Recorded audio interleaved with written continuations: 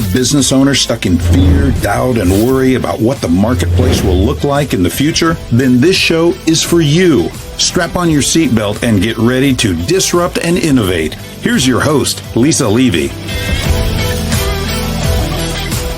Joining us today is Deanne Earle, a globally recognized project interventionist and change agent who specializes in rescuing large-scale technology transformation projects that are not delivering, even when everything on paper says that they should. She's the founder of Unlike Before and the creator of the Genius Model, which brings true certainty to delivery, not just in terms of timelines and milestones, but in leadership, alignment, and lasting business impact. Deanne is known for tackling the messy middle of transformation, the people, politics, and priorities that often block success. If you have a high-stakes project that's stuck, she's the expert who gets it moving again with clarity, confidence, and results that stick. Deanne, welcome to the conversation today. Thank you, Lisa. I'm so excited and honored to be here. I know there are many, many parallels in the work that we both do, and I'm really looking forward to our conversation. I am so excited to have this conversation, and you and I have been getting to know each other for several months now, and there is a lot of alignment in what we do. But one of the beautiful things is, however we both approach the work, I know that we do it very differently. And so would you describe and talk to us, right, disruption and innovation and how that fits into your world? Yeah, absolutely. So you know what? As you said, I spend my days helping senior leaders who are fed up with their project management approaches and models and figure out why their IT projects are in a mess and how to fix them. But what I'm actually doing, which you also alluded to through the Genius Model, is I'm giving them certainty. I'm giving them the certainty that they need to be able to move forward. And that really is the sweet spot. It's the certainty around what is happening and based on the direction that they need to go, what they'll get out the other end with that project. So for me, disruption really is in the interruption. So the interruption to sort out the problems, interrupting what's not working and to find out why and decide what to do about it. That may be fix, it may be change, and it may be stop. But I'm challenging really a lot of lazy thinking and taking a hard look at all the different pieces that make up the whole. And it's kind of like, that definition of madness, doing the same thing over and over and again and expecting different results, but you're never going to get them. So even if you're using the latest widget or the latest framework or whatever it might be, it won't change anything in your project unless you change what you're doing on your project. So in my world as well, innovation is in the reset. And that doesn't discount the fact that you have to do the fundamentals well, because without those fundamentals, you're completely blind, and that's when chaos shows up. So you must have your fundamentals in place. But leaders also need to see the wood, not the trees. They need to be clear that everyone else who is dealing with the trees, they need to have clarity from their leaders, and they need to have the best possible directions and decisions.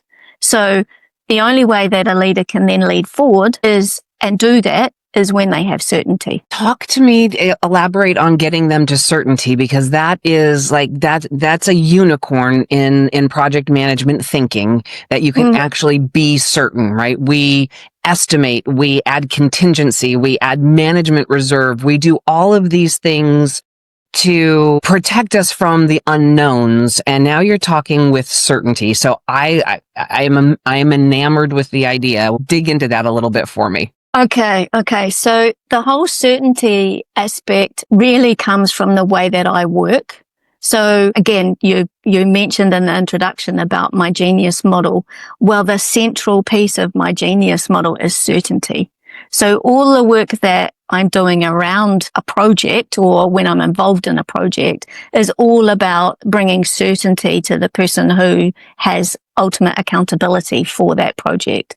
And that certainty comes from knowing that your people and culture, your systems and processes, and your leadership and management are all in. So you have these pillars. So people and culture and systems and processes affect performance. Systems of productivity, systems and processes and leadership and management affect performance. leadership and management and people and culture affect success. And those things flow out into the other areas such as clarity of goals and priorities, alignment with strategy, happy stakeholders and shareholders, your return on investment, all those sorts of things. So for me, it's not always about scrapping everything that you already have in your process. It's really more about realigning to what matters overall. So the project delivery is then aligned to a real purpose that's there to serve the organization at large. And one of the things, and maybe I should ask you to describe what certainty means in this context, because what I think it doesn't mean is 100% accuracy, that it's going to go exactly right, because if that existed, you and I would be out of jobs. Yeah, you're absolutely correct. It's more about certainty of knowledge and information that you're receiving is in a way as the leader that you can make fact-based informed decisions.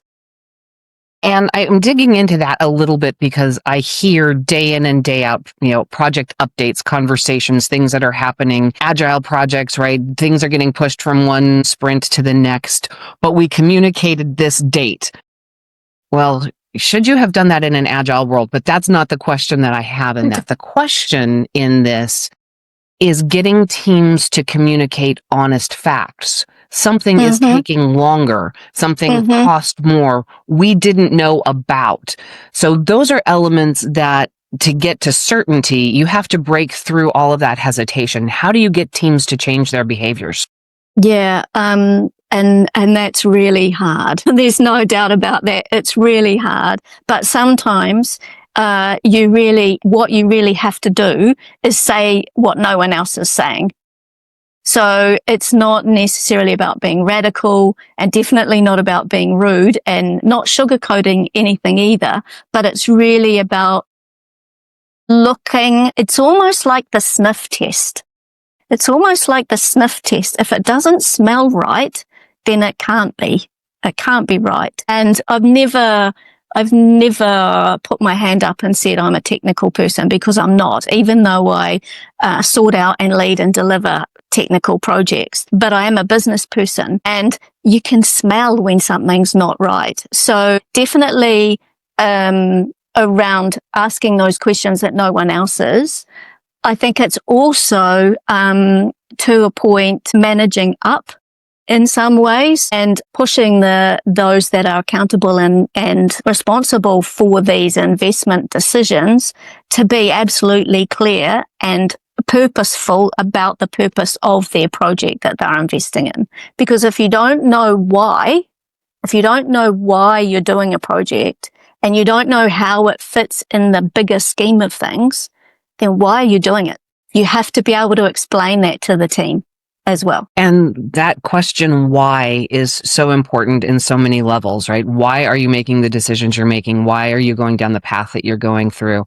And in the course of the project, right, understanding that and tying those decisions back to purpose is incredibly important. But I want to switch the why for a minute and turn it back to you and your business and jumping in and doing the kind of work that you do, the messy middle. Mm-hmm. You've already said it. It's not easy. It's hard. Why do you do this work? Because I'm damn good at it. I'm damn good at creating order from chaos.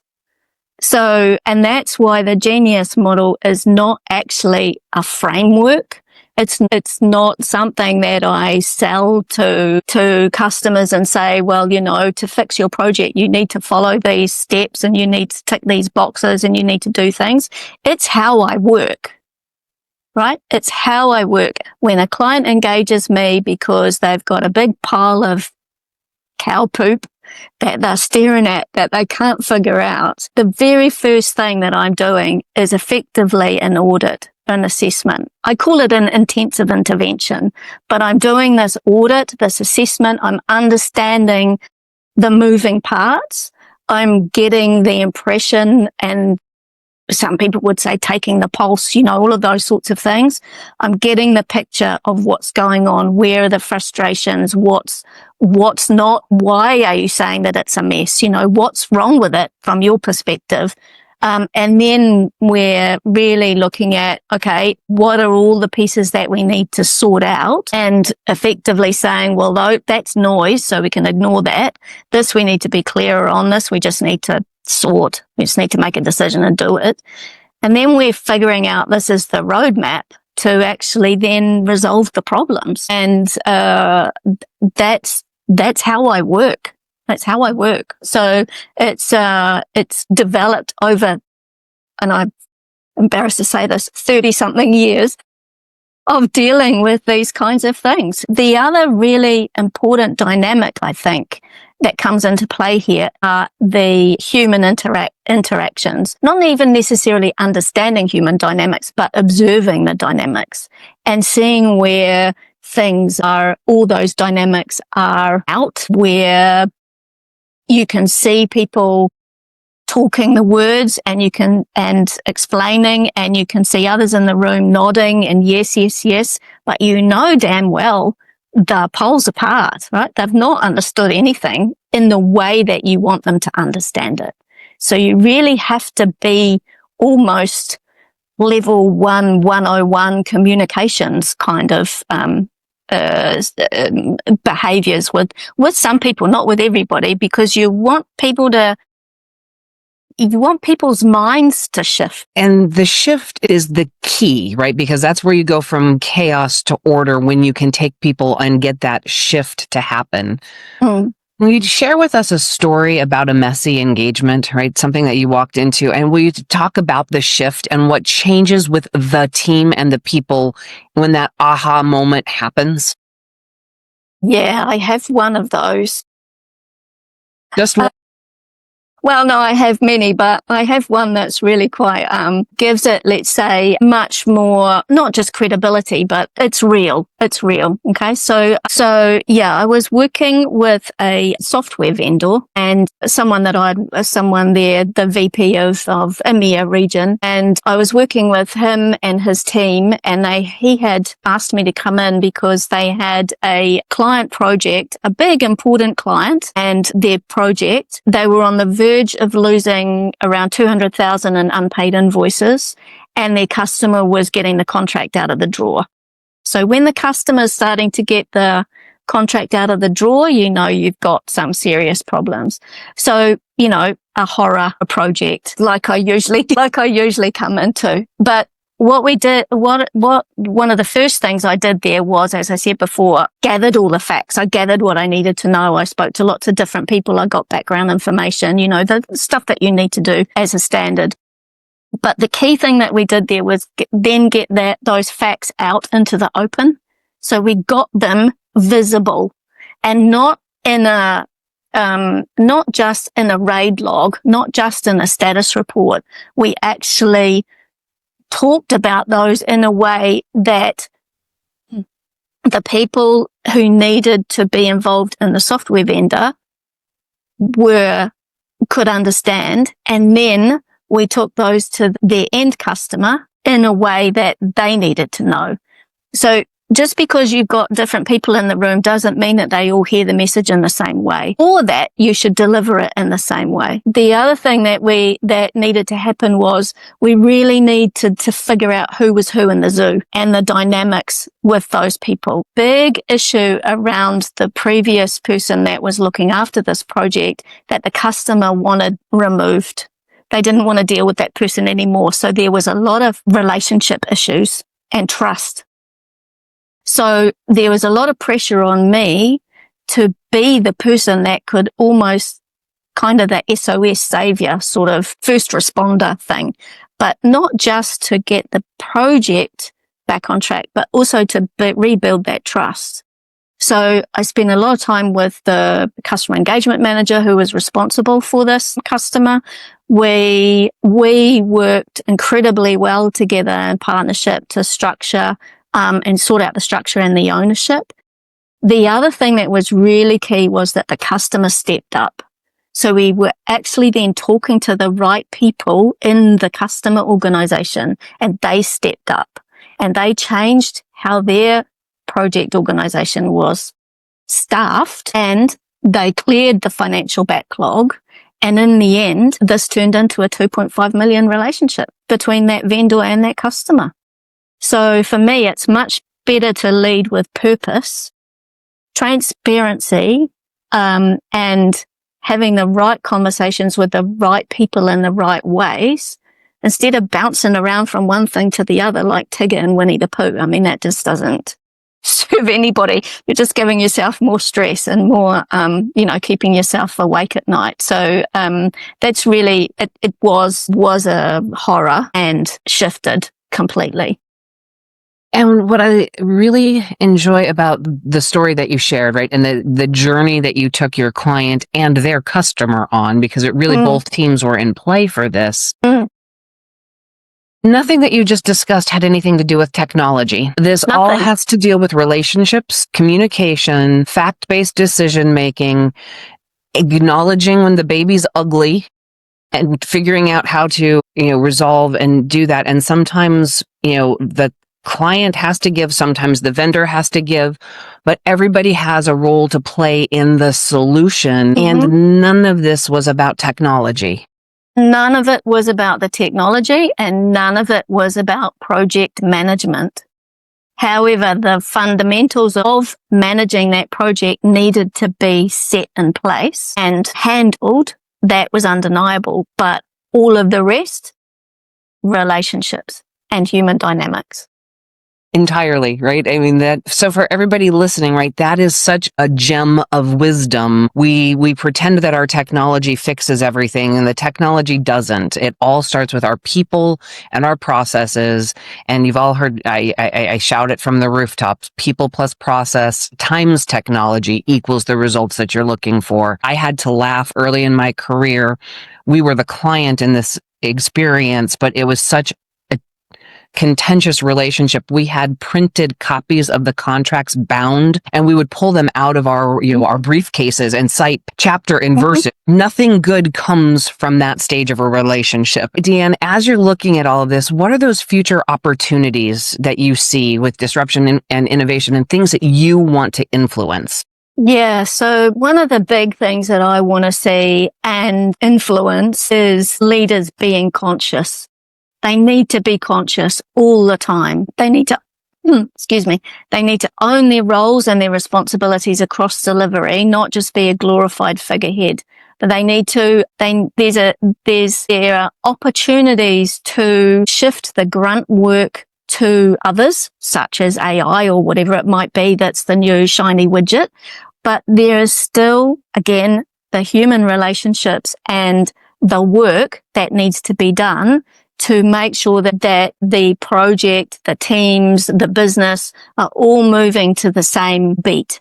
They're all there for the same goal. They're all there for the same business needs. They're all there for the same business growth and outcomes. So I really see that leaders need to be conscious. There's also the opportunity there for leaders to then shift in terms of what sort of impact their leadership is actually having and what influence they are having across their teams or their projects.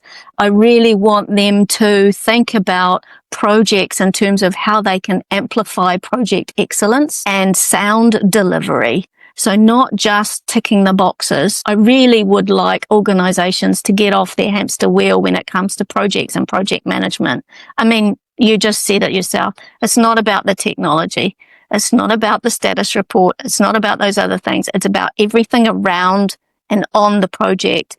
And so when leaders are conscious, they and their teams show up differently. They show up differently, and they're really motivated to change the way that they work. And that change can then be sustainable.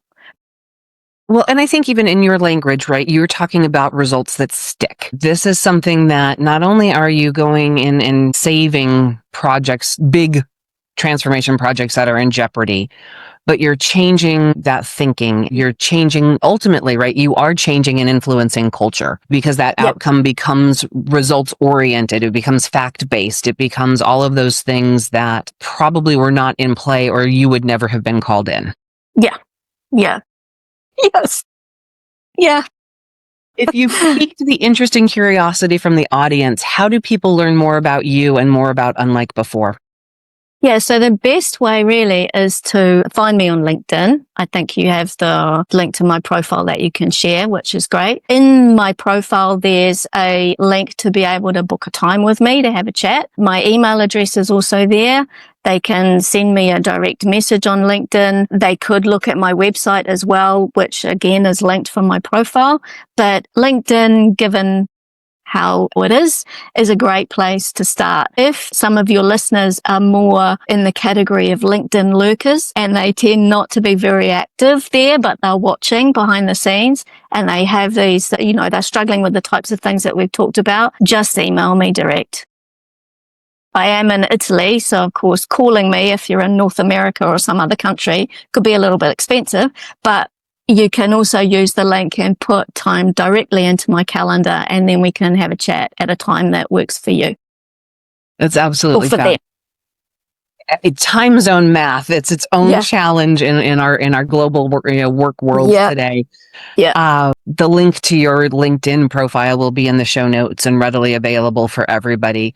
Deanne, thank you so much for this conversation. It's so much fun. My pleasure. To talk with somebody who does things similar to what I do, but obviously in a very different way, and how you are creating through your genius model the ability for project champions and sponsors to get to a place where they actually have certainty, where you're building the team around them, challenging the lazy thinking, and getting to that innovative place where, sad that we have to call it the innovative place where we're managing by fact, but it is more often than not an innovative leap forward so that everything is aligned. And you were really honest in this. This work is not easy. It's actually quite hard. And to do it right, part of that genius that you bring to these engagements are asking the right questions and being willing to say the things that nobody else is saying. Every leader needs somebody in their orbit who is capable of doing the things that Deanne has described. Whether they're related to a project or not, we need these people in our world, because the art of bringing order from chaos drives business forward. Deanne, I appreciate your time today, especially with the time zone differences that we have. And audience members, you know my rules. Don't get left behind. Join me next time. That's it for today's episode of Disrupt and Innovate. Head over to iTunes and subscribe to the show.